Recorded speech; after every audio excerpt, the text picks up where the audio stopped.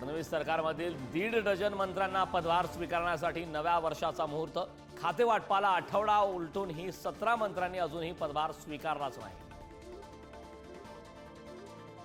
EVM आणि VVPAT hack होतं की नाही याबाबत पुण्यात आज प्रात्यक्षिक आणि चर्चासत्र। शरद पवार, सुप्रिया सुळे, जयंत पाटील, विद्या चव्हाण राहणार उपस्थित।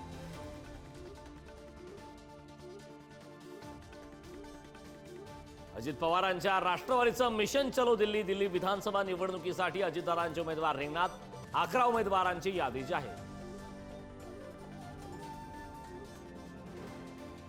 बीडच्या मसाजोगचे सरपंच संतोष देशमुख हत्या प्रकरणातील फरार आरोपी सुदर्शन घुले, कृष्णा आंधळे आणि सुधीर सांगळेंची संपत्ती जप्त करा। मुख्यमंत्री देवेंद्र फडणवीसांचे सीआयडीला आदेश।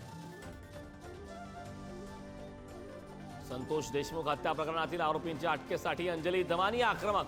आज बीडचे पोलीस अधीक्षक नवनीत कौवत यांची घेणार भेट, तर पुण्यात घटनेच्या निषेधार्थ मोर्चा। कल्याणच्या अल्पवयीन मुलीवरील अत्याचार प्रकरणावरून राजकारण तापलं। आरोपी विशाल गवळी भाजपचा कार्यकर्ता। शिंदेच्या सेनेच्या महेश गायकवाडांचा आरोप, तर सरकारी वकील म्हणून उज्ज्वल निकम यांची नियुक्ती।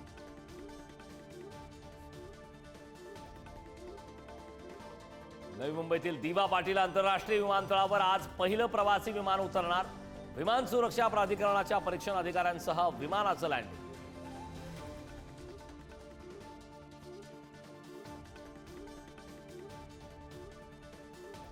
भारतीय लष्करानं पूर्व लडाखमध्ये चीनच्या सीमेलगत उभारला छत्रपती शिवाजी महाराजांचा पुतळा।